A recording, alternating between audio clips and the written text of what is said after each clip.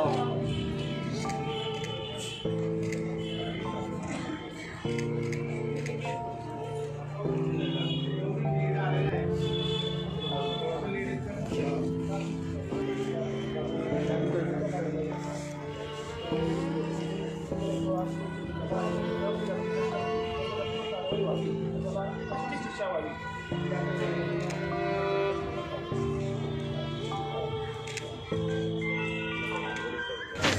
अत्यंत निर्दयी आणि माणुसकीला काळीमा फासणारी घटना झाली आहे। आरोपीला कठोर शिक्षा हवी अशी आम्ही देवेंद्रजी फडणवीस मुख्यमंत्री यांच्याकडे मागणी करणार आहोत।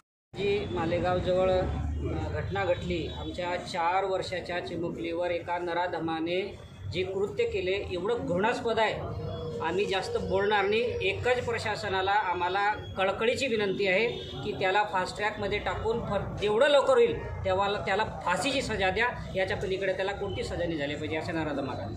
नाशिक जिल्ह्यातील मालेगाव तालुक्यातील डोंगराळे गावाचं हे डोंगराळे गाव संपूर्ण महाराष्ट्रात नव्हे तर भारतामध्ये त्या ठिकाणी आपण त्याला म्हणूया की एका दुःखाच्या छायेमध्ये त्या ठिकाणी पसरलेला हा आहे मानव रूपात असलेला राक्षस। आणि या राक्षसासाठी छत्रपती शिवाजी महाराजांच्या स्वराज्यामध्ये एकच शिक्षा आहे, त्याला टकमक टोकापासून कडेलोट करून टाका। आपण त्या ठिकाणी कायदा पाळतोय, सर्व काही आपण संविधान पाळणारे लोक आहोत, परंतु अशा नराधमाला छत्रपती शिवाजी महाराजांचं शासनच हवं। या नराधमाला फाशीची शिक्षा तर द्यायलाच हवी, परंतु त्याला जास्त दिवस आता पर्यंत त्याला वाचवू नका। आमच्या दिदीच्या आत्म्याला शांती केव्हा मिळेल, जेव्हा या नराधमाला टकमक टोकावरून त्याचा कडेलोट केला जाईल।